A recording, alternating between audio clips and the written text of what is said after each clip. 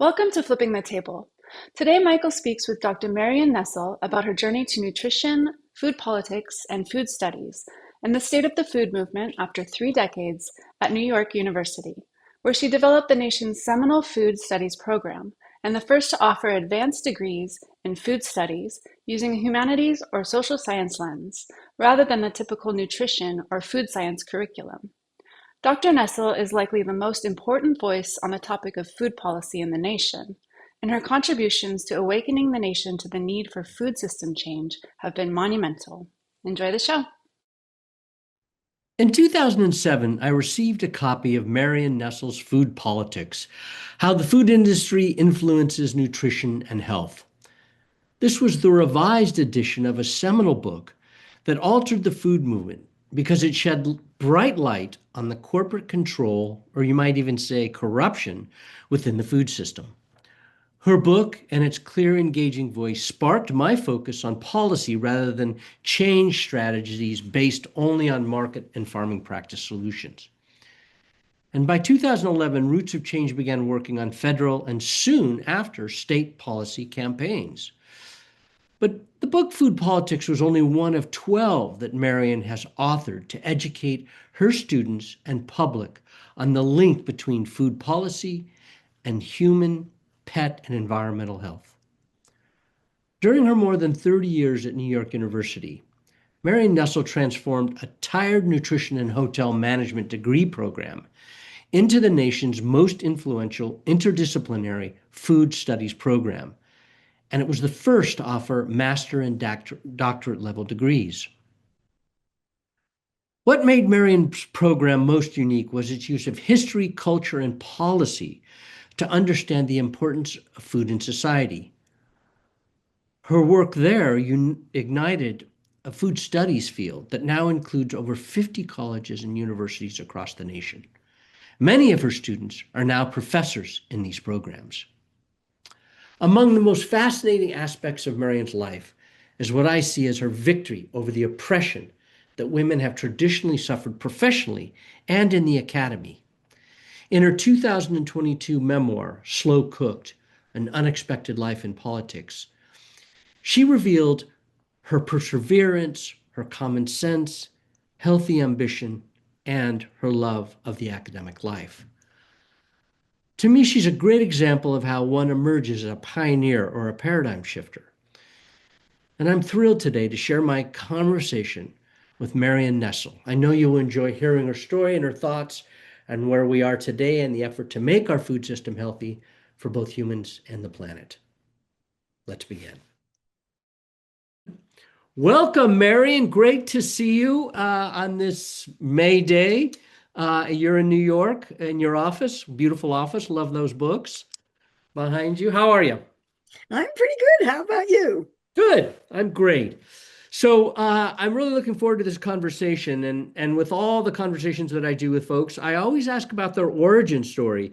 And as you know, I read Slow Cooked: An Unexpected Life in Food Politics recently.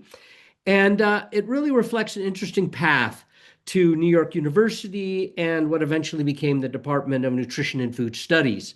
So, I'm really interested in what the through line was or is, that brought you to this place in your career.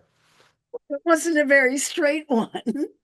I started out, I was always interested in food, but there really wasn't any way that I could study it. I went to Berkeley as an undergraduate and was interested in food, and there were two choices. There was agriculture and there was dietetics, and I'm a city girl, so agriculture was out. I didn't get the whole agriculture thing until many, many, many years later. Now I get it. Yes. If I had it all to do all over again, I'd have been an agricultural economist. But I didn't do that. I instead signed up for dietetics. I lasted exactly one day. And it was clear that wasn't going to work. It was too home economics-y. It was too easy. It didn't seem challenging. The challenging part was the chemistry. And I became a science major. I thought you should be in college to be challenged. What a thought. And it never occurred to me that the reason that these other things were public health was easy for me was because I was really interested in it. It just never occurred to me. It took me a long time to figure that out. So I graduated from Berkeley as a science major. I went on eventually to graduate school in molecular biology, and I was given a nutrition course to teach on my first teaching job. And it was like falling in love. That's the way I describe it. I thought, oh, this is such a wonderful way to teach undergraduate biology. And I never looked back. Uh, so that's what did it. And in between, in the events that I describe in the memoir, it was clear that I was not going to have a scientific career because I had two small children and I just couldn't handle it.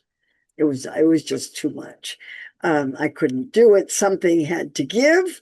It wasn't going to be my children. So there went my scientific career. And so I took teaching jobs and started teaching nutrition and eventually went back to school, got a master's in public health, went to Washington, edited the Surgeon General's report on nutrition and health, and got the job at NYU, where I came to chair a Department of Home Economics. Kind of funny to think about. And I thought, I've got a degree in molecular biology and I'm chairing a Department of Home Economics. And my assigned task was to bring the department into the 20th, if not the 21st century. And eventually that happened when we invented food studies. And food studies was the program we all would have been in if it had existed. Mhm. I mean, we essentially created the program that we wished we'd had the opportunity to take because it combines, it's interdisciplinary, and it combines absolutely everything. The faculty are trained in, I'm trained in science. Everybody else is trained in history, sociology, anthropology, economics, something completely different. Um, and we put together a program that worked, and I certainly flourished in it. Mhm. Mhm. And I think other people have too. But Mhm. that was the fluke. And there were landmarks along the way, personal ones where I tell the story in the memoir about going to a meeting at the National Cancer Institute in the early 90s and watching slide presentations of cigarette marketing and especially cigarette marketing to children. And I was perfectly aware that cigarette companies marketed to children. I had just never paid any attention to it. Mhm. The Joe Camel iconography was so much a part of the general landscape. It was absolutely everywhere. I didn't Mhm. even look at it. Mhm. And what I learned at that meeting was that if you pay close attention to these things, you learn a lot about how cigarette companies market and why kids are smoking. And I walked out of that meeting thinking, oh, we should be doing the same thing for Coca-Cola. And I started paying attention. And that's Mhm. really what happened. That led eventually to my book, Food Politics, Which we're going to get into. So which yeah, yeah, will come out in 2027 in a 25th anniversary edition. yes, that's exciting. That's my Yeah. current project is working on Oh, that. good, good. I was going to ask you if you had something going on right now, a new book. So before we move on to food politics and the issues that emerge from that, the opportunities, the things that happened as a result of that book, I am very curious. I mean, you in Slow Cooked, you described the struggles, and you mentioned it in your opening here, of being a woman at that time. I mean, it was very difficult, it seemed to me, in reading what you wrote that to be an academe was very difficult. The publisher perished when you have a bunch of kids.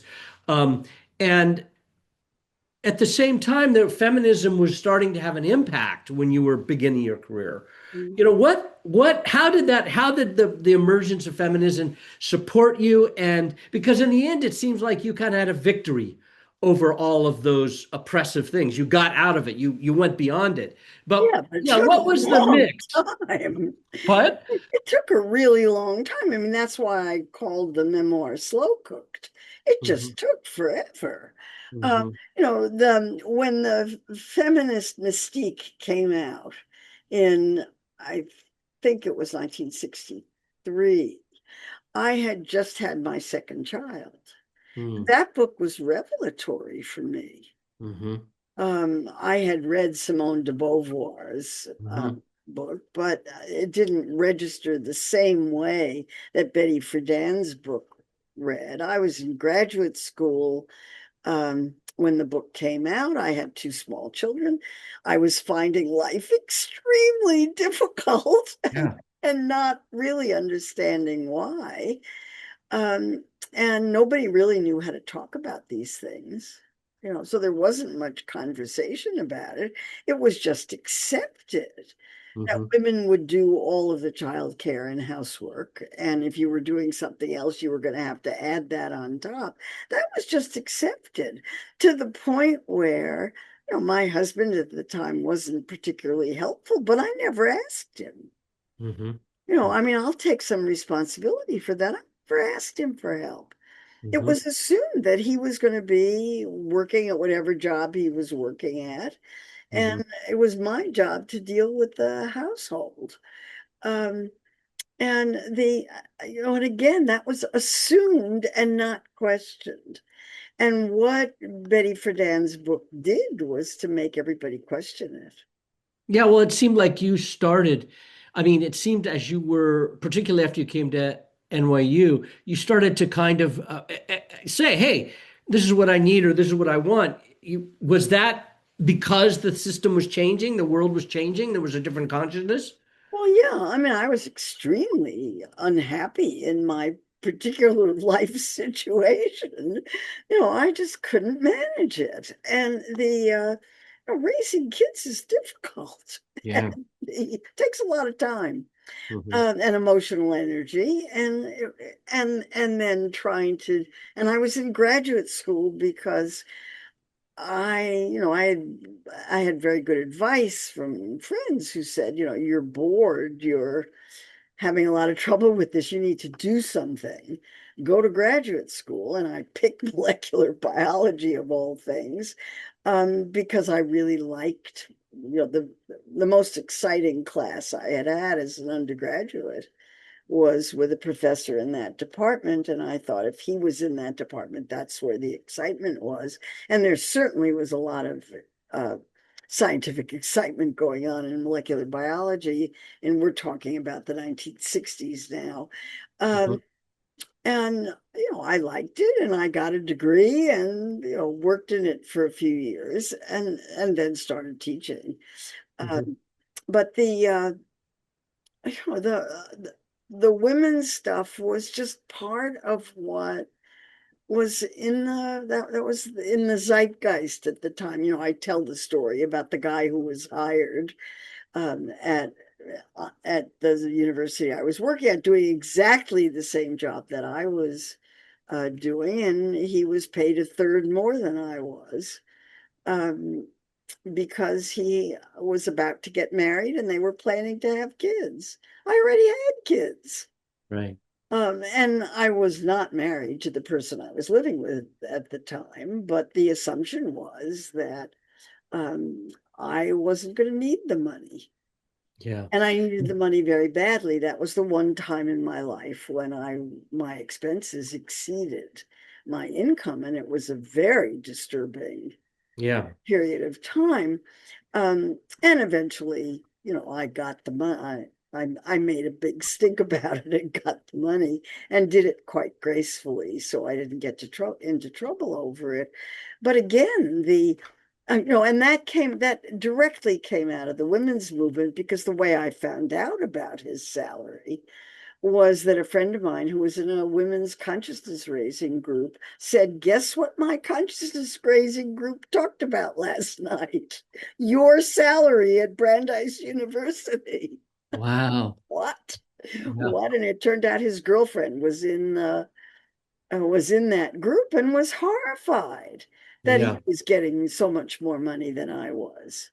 And Yeah. we're talking about salaries that were very low in that at that time. I was getting $8,000 a year. He was paid 12. Wow. It's It was a amazing, long isn't time, it? it was a long time The ago. world has changed. The The world world has has changed. The um, world has well, changed. this conversation reminds me of the fact, one of the things that I noticed early on, and maybe it was because when I started Roots to Change, some of the women who were part of the brain trust behind it and the foundations were all women. I really have noticed in the food space, in the food change space, in the movement space, a lot of women lead. There are a lot of women leaders in the food space. Have you experienced that? Do you see that in your world, in your Well, part of the world? it's funny that you say that because Ms. Magazine had an article in it that said, "Why do men get all the credit for the food movement?" And the article was about, in specifically, Michael Pollan and Eric Schlosser, and I forget who. Carlo, Petrini, they're all, yeah. I mean, and they got the credit, and I was very honored to be uh, mentioned as one of the overlooked women, along with Alice Waters. I don't Mhm, think Alice Waters is overlooked. I don't think mhm. I'm overlooked, but Yeah, not now, not now. but certainly, but in a way, yes, because I think given my I'm in a very small niche, and given the number of books that I've written and what's in them, I wonder if I were a man, if they would be better known. I don't know. Mhm. It's hard to know. It is hard to know. It also, you're, I think, most famous for politics, food politics, and food policy issues. Although you've written a lot on nutrition and just guidance on books and pet food also. But so it is an interesting question. I do think that the policy realm is smaller, and there are fewer that follow it, and based on my what Okay. I see. But I would say at the farm level, at the advocacy level, there are a lot of women leaders. Mm, right. Yeah. But they're in fragmented organizations. Yes. There are literally thousands of organizations, many of them led by women, but they're all competing for the same money, the same people, the same press, the same Right. whatever. And my big concern about the food movement is it's not consolidated. And Yes, and we're going to get to that, but I want to talk about food politics first. okay, let's Um, talk about food politics. yeah, so that book originally came out in 2002. I think you did additional printing in '03, but then you updated No, in no, no. '07. There was No, another printing in 2007 and a third one in 2013. 13, right. I got it in 2007. I didn't see the first edition. I got it in '07. And it was a game changer. It put you on the map. The printings in China and Japan really revealed that the impact was international. It wasn't just in the US. And you know, I'm very interested in what you think um, made that book blow up at that time. That is, in terms of who started reading it, who started talking about it, who it influenced. What were the conditions at that moment that made that happen, and how has it changed, if it has, today? Yeah, I mean, there were a couple of things preceding it. The Surgeon General had done a report on obesity in 2000. Eric Schlosser's Fast Food Nation came out the year before, and Michael Pollan's Omnivore's Dilemma came out the year after. Yeah. So I was sandwiched in between them, Hmm. and I thought I was just describing the obvious. I was talking in that book about how one of the big influences on obesity was food industry marketing and food industry's manipulation of policy to protect its interests, and how food companies are just in the business of selling food, Hmm. regardless of the consequences of that food. It never occurred to me that that was revolutionary. Hmm. Nobody was talking about it, or not very many people. Michael Jacobson Yeah. at CSPA. Center Yeah. for Science and the Yeah. Public Interest was talking about it, but really nobody else was.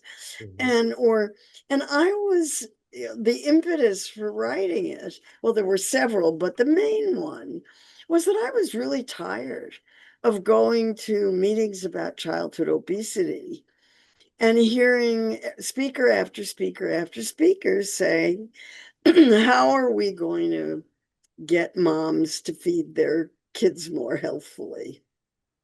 I Mhm. never heard somebody say, how are we going to get food companies to stop marketing junk foods to our kids and undermining parental authority around food? How are we going to do that? I wasn't hearing that. Mhm. Mhm. Um, and so so I wrote that book, and that's what that book said. And Mhm. it must have struck a nerve because there was all this other stuff going on at the same time. And then Yeah, there was kind of an explosion that yeah, and then 10-year when, period. well, Omnivore's Dilemma. Yeah. I mean, Fast Food Nation was an enormous bestseller. Yeah. Omnivore's Dilemma was on the bestseller list for 130 weeks. Mhm. Um, I mean, Michael Pollan really knows how to hit the, I know Mhm. he's a very good writer. Yeah. Yeah. Yeah. Um, and, so it was in there, and I had no idea what kind Mhm. of an impact it was going to have. I certainly couldn't have predicted what happened, and I couldn't really see what was going on while it was happening, Mhm. except for the shocking thing that happened on Amazon the week before it came out, or a couple of weeks before it came out, which was this enormous concerted attack on the book before it had even been published and before anybody could possibly have read it.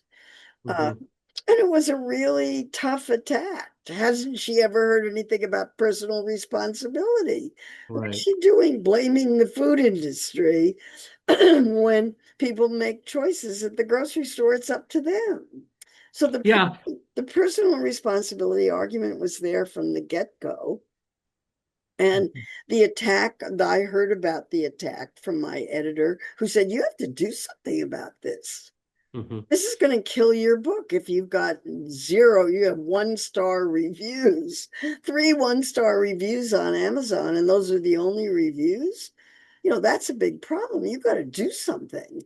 Mhm. And I thought, I don't think there's anything I can do. They said you have to get your friends to write reviews. I wasn't going to do that. Mhm. That's outside my ethical Right. framework. I mean, I You then was, you would be as corrupt as the yeah, companies. I wasn't going to do that. Yeah. Yeah. But then I got rescued. I got rescued by somebody named Sheldon Rampton, who I never met, Right. said, if these, obviously this is these people were paid to do this. Yeah. And because they all sound the same and they're all being done in exactly the same way. And if somebody is doing this kind of attack on this book, it must be pretty good. Yeah. Thank you. Yeah. It kind of revealed, I mean, Thank you. it it was like the beginning of the revelation, I think, for people that there was a problem with the corporations and their approach to food.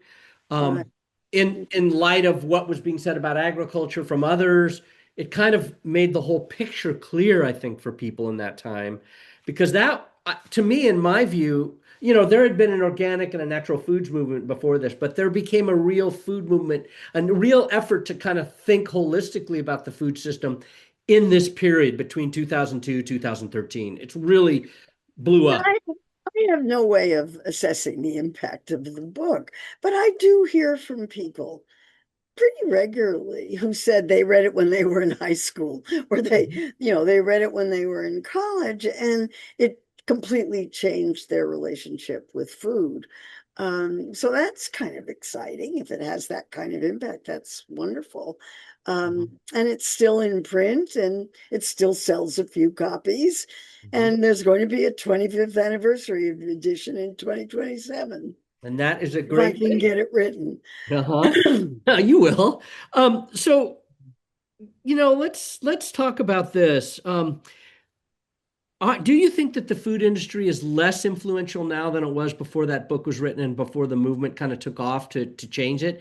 or has there been any progress? I mean, you also wrote a really good book in 2019, Unsavory Truth: How Food Companies Skew the Science of What We Eat, which really made clear, and you see the debate, it's with GMOs, it's with everything, about how science, how corporations are impacting science. I mean, do you think there's been any progress in terms of blunting that? Well, it's hard to know. I mean, the food industry is in big trouble right now, and it's in trouble from four sources. Robert F. Kennedy Jr. Says the food industry is poisoning America. Did he read Food Politics? I have no idea. We Probably. have really no idea, no way of doing that. GLP-1 drugs Mm-hmm. are influencing large numbers of people to eat less, Mm-hmm. and particularly to eat less of junk food.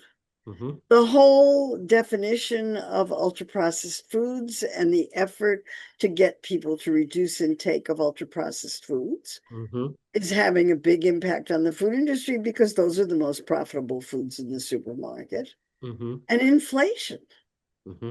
Those four things are happening at the same time. Yeah. Well, the price of food has doubled within the last few years or a few months. It's astonishing what's going on. And so the food industry is really in trouble and trying to figure out how it's going to respond. And they're responding with mergers and acquisitions and getting rid of companies. And the really largest food companies are divesting of the things that seem least healthy. It's very hard to know how this is going to play out. Mm-hmm. Yeah. And the pressure on food companies from RFK Jr. to take the color dyes out, for example, will reduce sales of the most profitable cereals if they actually do it. And I've actually seen General Mills is now producing tricks with vegetable dyes, and they're brown and yellow. Mm-hmm. The things are, will kids want them? I don't know. Kids Mm-hmm. think that the brightly colored ones taste better. Well, maybe it'll have to be the next generation of kids who didn't see that. That's probably what'll happen, right? Yeah, I mean the colored ones are still on the market, so it's hard to know. But that transition looks to me like it's happening. Yeah. Or beginning to happen. Um, so I don't know. Did food politics have anything to do with that? I don't know. I have no way of knowing. Well, I I'm sure it did. It was part of it did impact the zeitgeist. It did inform people. It did create people who became Yeah, advocates. so, I mean, and states are passing laws Yeah. restricting Yeah. various kinds of things that food companies can do. I I mean, it's very hard to know with the Make America Healthy Again movement what is talk and what is action. There's a Yeah. real disconnect between the talk and the action. Mhm. Uh, so it's hard to know how this will play out. Well, that kind of gets us into the next topic I want to talk about, which is about the food movement itself. You teach a food advocacy course, right? Well, I And have taught it. I'm not yeah, now. not right now. Okay. Mhm. So, I mean, it sounds like you believe there is a movement, but you said earlier it's too disjointed. So let's talk about its ability, the ability of people to actually affect change and the strength of a movement to affect change. What are your thoughts? Well, I'm looking at the MAHA movement, the Make America Healthy Again movement, with great interest because um, it seems to have amassed a large enough number of people focused on food dyes, chemicals in food, and other such issues to get RFK Jr. I know some people think that the MAHA movement got Trump elected and got Kennedy appointed. Um, whether it will stay that way or not, I mean, the MAHA movement failed on glyphosate, a big failure. I'm not sure they've won on color additives. That remains to be seen. And those are trivial in relationship to the really big issues.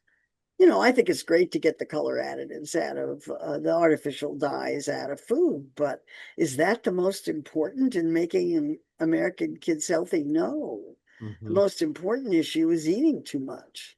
Hmm. What are you going to do about that? Yeah, the wrong I think foods. the ultra processed food issue is more important because that's where the calories are. Hmm.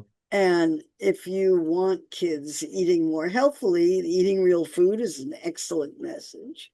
Hmm. Um, and replacing ultra processed foods with real food is a really good thing to do. But I don't see any money behind it. And when I go visiting schools and talk to people in schools about eating real food, they say, how are we going to pay for it? Yeah. That's their big question is where's the money going to come from? It's going to cost more. Hmm. And the stuff that the Department of Agriculture supplies, I've had food service directors tell me they can't use it. It's so bad. Hmm. So I don't know. Yeah, it does. I mean, it reflects choices, that is the choices that we're making as a country, like what are we seriously interested in changing. And I heard two things really. It's school food really important, the food that is Mhm. fed to our kids. That's like, I mean, from what you said, is that the number one issue we should be focused on as a movement? Well, it's an easy one. I mean, in some senses, it's an easy one because you would think that everyone would like their kids to have healthy food in schools. It's been so politicized that that it's no longer the case. But I've visited a lot of schools, and the bottom line on schools is what happens in the cafeteria depends completely on who the people are who are in the individual school. You can only do so much with policy. The implementation of the policy depends on the individuals in the school. And if you want the food to be really good, you've got to have a principal who's for it.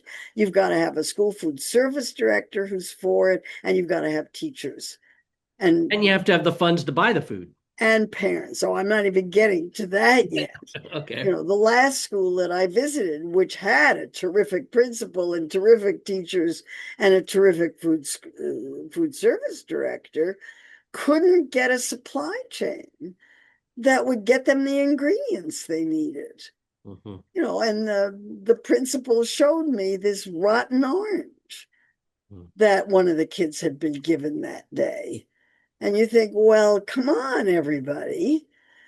I mean, the cost issues because the school food is the only place in a school that is expected to be self-supporting, and the reimbursement money from the Department of Agriculture has to pay for labor, salaries, cleaning, equipment, and the food as and the food is an afterthought Hmm. in all of that.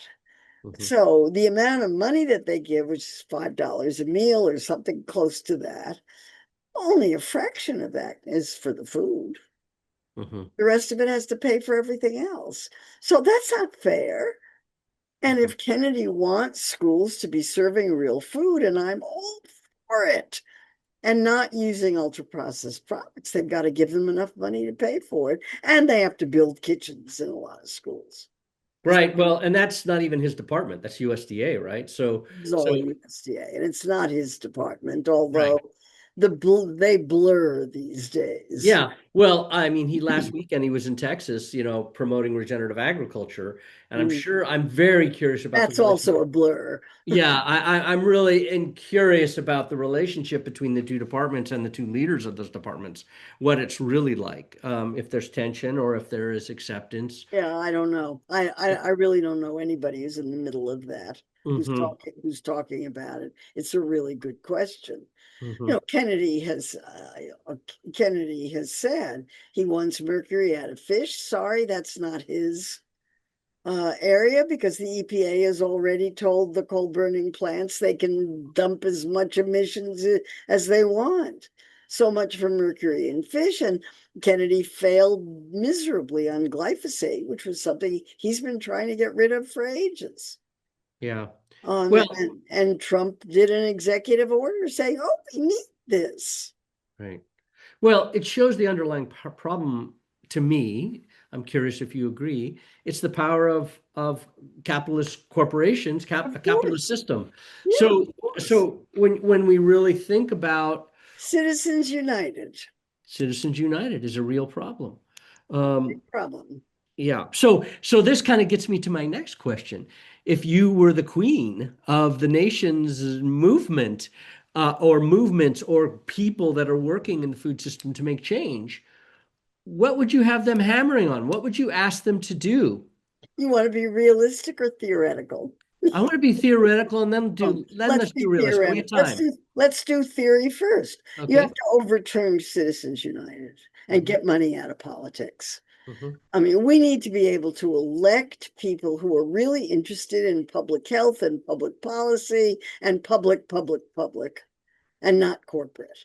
And in order to do that, you have to have a level playing field financially so that candidates have the same amount of money to spend. And you can't dump hundreds of millions of dollars into a campaign to defeat somebody because you don't like their politics, which Hmm. is what we have now. Hmm. So I'd start with that. And then I want a complete reorganization of the agricultural system. Hmm. So instead of focusing on commodities, of which half are used to feed animals and the other half to fuel automobiles or airplanes. And I'm serious about that. Yes, I Half know. the corn is used for ethanol, half the corn um, Animals. is for animal feed, leaving a tiny fraction food for people. I would like an agricultural system that's focused on food for people. Hmm. Okay, we can feed animals too, Hmm. but that people are going to eat. But to have half of the corn and soybeans for biofuels, this makes no sense to me Hmm. Yeah. and undermines the food system in a really serious way. And the environment. And the environment and all the other consequences. So that's so that I want universal basic income so people can buy food. I want universal school meals. So the ridiculous nonsense about holding families up because they can't fill out the paperwork Yeah. stops immediately. Hmm. Let's see, I'm sure I could think of others, but those are the main ones off the top. Well, actually, that would be those would be really important. I want to ask you about one additional idea that's out there now. This whole idea of food as medicine, produce prescriptions, things Mm. like that as treatment and prevention measures. Yeah, I'm not as interested in that because that depends on the healthcare system, and we don't have a healthcare system. Oh, let's throw that in too. Can we have universal single payer healthcare? Okay, Let's throw that in. Then we can talk about food as medicine. But unless we have that, we can't because because it would just be it's too impossible. individualized and it's Yeah. not sustainable. I mean, there are little programs that get grant money to do it, but if you don't have health, if you don't have a primary care physician who's involved in this. You can't do this. Hmm. Hmm. So, and we don't have a healthcare system. Oh, and Hmm. I'd like better public education too. Let's Yeah, let's put a lot of money into public schools. yeah, yeah. So, That's. so those are the things that I would change. Hmm. Healthcare, schools, Hmm. environmental stuff, Hmm. regenerative agriculture, the whole 9 yards. Hmm. I Yeah. want all of that. So, okay, so those are theoretical. The question is, how do you go about doing that? Well, get out the vote, Hmm. protect voting rights, Hmm. run candidates who have some values and principles. So it sounds like Mamdani won in New York. I mean, it's possible. you're saying that really the those who want to change the food system have to become a lot more political. Oh, absolutely. Yeah. Otherwise, you're just changing personal behavior. Yeah, and the problem we have is that most of these entities, mine included, depend on grant funding, and Right. the foundations don't want to be involved in policy work. I just had a meeting recently Right. in which the Yeah, first because question to me was, they lose "Oh, you're their going to be state. lobbying." I mean, that was the first thing they said. We can't help you because you're going to be lobbying. No, Yeah. actually, we're not going to be lobbying. There's a lot of ways to impact policy without lobbying and politics. lobbying has a place, but there's a lot you can do to energize people. Yeah, I mean, I think personal responsibility is really important, but if personal responsibility is and Kennedy has said, we're not going to do any regulation, we're not going to do any legislation. He has said that. Whether it's true or not, we'll find out. Uh, but he has made those statements. And what he has said is, it's not our job to regulate. We're not a nanny state. We're going to educate. Well, if personal responsibility is what you're trying to change and education is what you're aimed at, you're not going to get very far. Education has never been enough Yeah. to And change, people, to and that's just change the world. because, is that because of, well, when we're talking specifically about food, is that because of the addiction to salt, sugar, all fat, all those things that I wouldn't even impact say people's it's decisions? addiction. It's because the entire food environment is set up to make people eat more. Mm-hmm. Mm-hmm. It's not eating less is very bad for business. Yeah. And that, that's what I talk about in food politics is the food industry has created an environment that promotes eating more food. And they Mm-hmm. did that very deliberately and very effectively. Mm-hmm. So that, I like to ask the question, why did the prevalence of obesity suddenly start to rise starting in 1980? What happened in 1980? Reagan got elected. Mm-hmm. Mm-hmm. And the consequences of that were enormous changes in the food system. It was a deregulatory environment, the introduction of the shareholder value movement, which is, that's the main thing that needs to change. The Mm-hmm. shareholder value movement is the movement that started in the early 1980s Mm-hmm. that made Wall Street evaluate corporations on the basis of immediate higher returns on investment and growth in profits every 90 days. Right. There's only so much food people can eat. Yeah. The companies can't keep growing. The only way they can grow is by getting you to eat their product instead of somebody else's, or to get you to eat more. Mm-hmm. And that's what they did, was they got people to eat more Mm-hmm. by putting food everywhere, by doing 2-for-1s, by making food by larger portions. Larger portions are a sufficient reason why Mm-hmm. people started eating more in the 1980s. And there's tons of evidence for increased calorie consumption in the 1980s. Mm-hmm. I had a doctoral student who looked at the size of the introduction of large portion sizes. Mm-hmm. And she could show that the number of places offering large portions increased in parallel with the rising prevalence of obesity. Well, that's no surprise. Calories Mm-hmm. in the food supply went up, Mm-hmm. and that those calories had to be sold. So let's go back to what you said earlier, which I thought was really interesting about the struggle of the food industry now because of those four Mhm. impacts.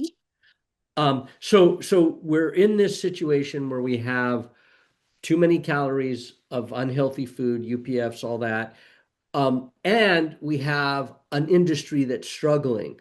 So is there a potential paradigm shift here, and what would trigger it? What would really drive it over the edge?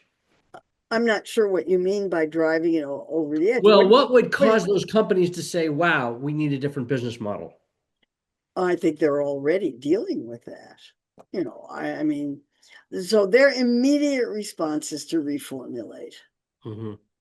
Are reformulated ultra processed foods worth Right. buying?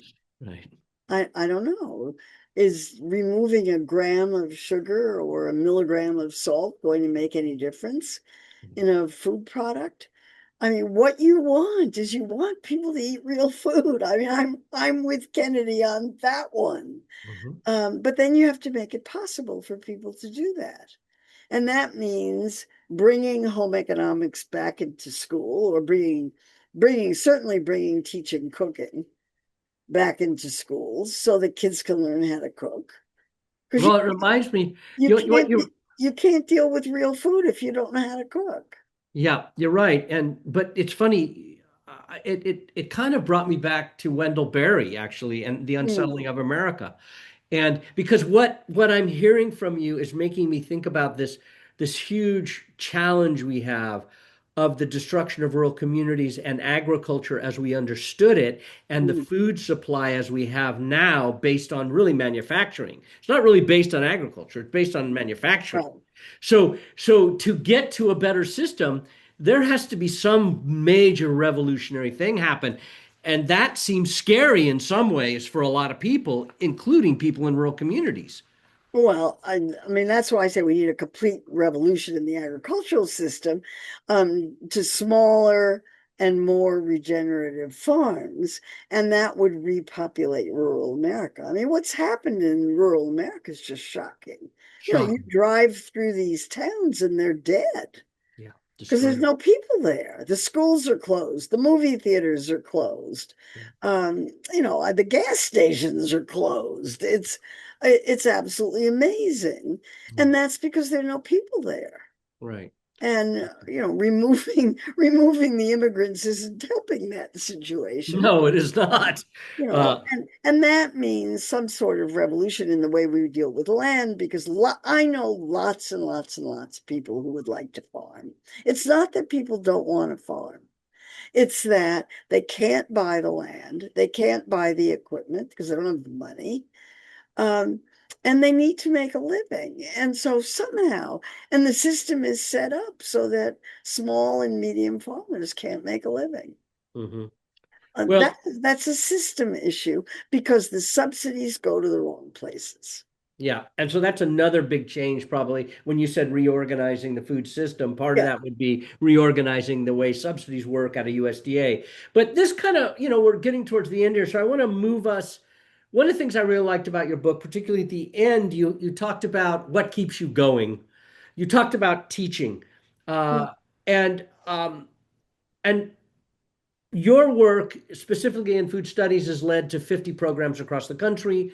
We know that between food studies, organic and sustainable agriculture programs, and nutrition programs, uh, and food systems programs, even there are like 250 programs in the Oh United yeah, States now. easily, Yeah. easily. So Plus the environmental ones. plus the environmental ones. So what do you? I mean,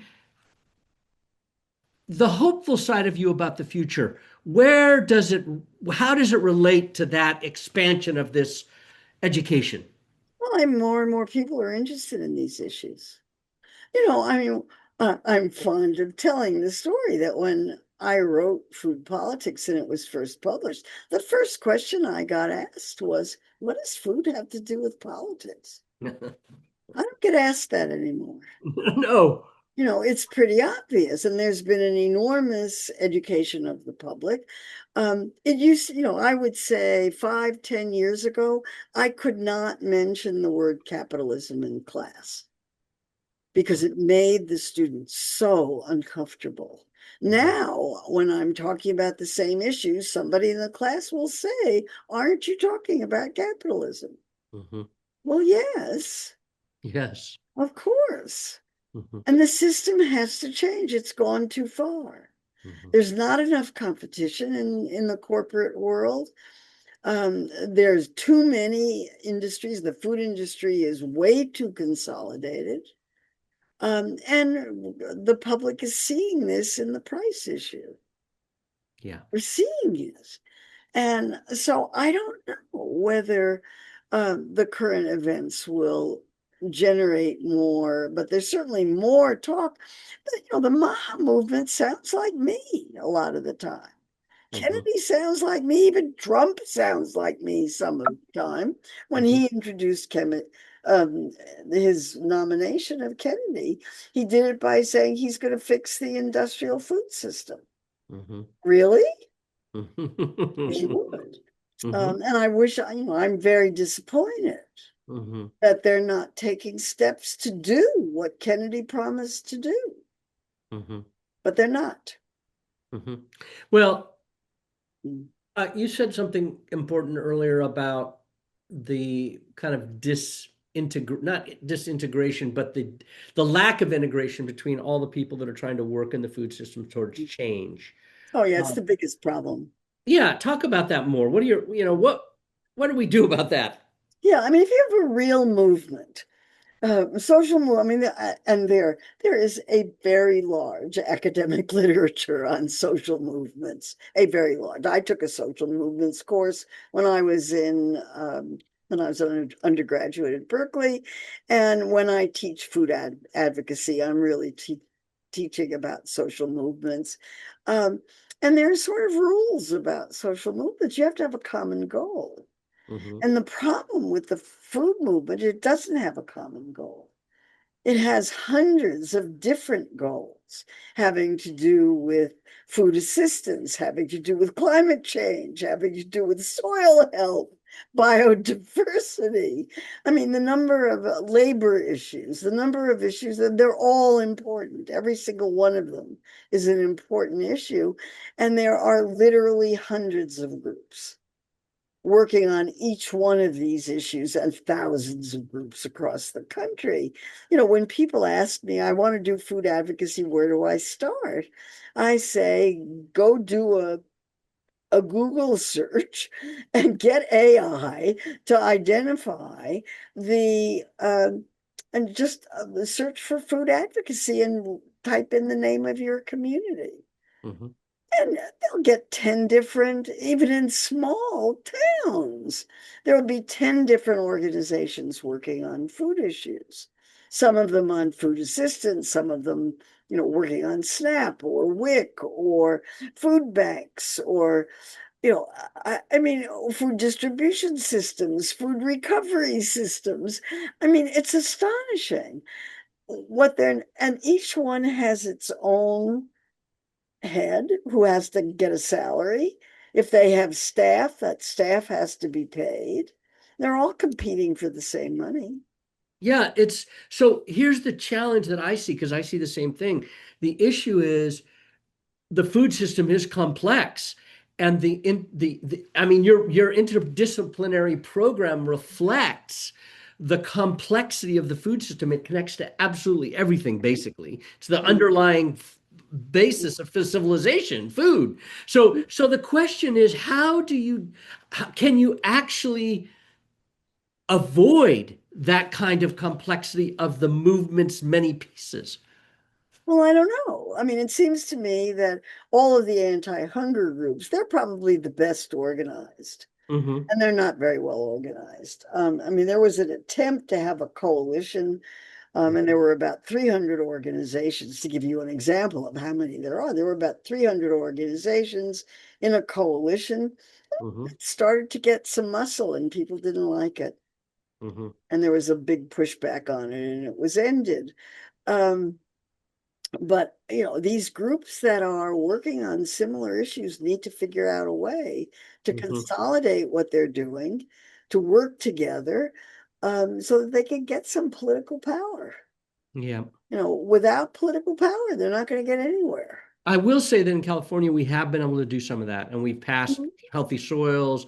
We've got the nutrition incentive program that brings federal money because we can match it here. We have done some things in California, but it did take a lot of organizing for many years of people. Nobody said it was going to be No, easy. it's freaking hard because, like you said, everybody's competing for the same dollar. So how do you collaborate when you're competing? It is a challenge, but I do think there are signs of it emerging in other places, a lot of other places, hopefully. Certainly, the Latin American advocacy groups are really worth studying because they're fantastic. El Poder del Consumidor in Yeah. Mexico and Hmm. ACT in Brazil Hmm. and the groups in some of these other places where Hmm. they are collaborating, where you have an advocacy group collaborating with academia and Hmm. collaborating with lobbyists. So Hmm. you bring all these people together, each of them doing their own component around common goals. They've Right. done really well. Yeah. We don't seem to be able to do that well in America, individualism. It's a America. problem. It's America. We're Americans. We don't do that kind of thing. Right. But Well, we're at the end of our time. Marion, it's been a great pleasure. Always interested in what you have to say and inspired by your life's journey and what you've done for all of us who care about food systems and health. And so thank you for your time. Really appreciate it. And I know I'll be seeing you again. I hope soon. Yeah.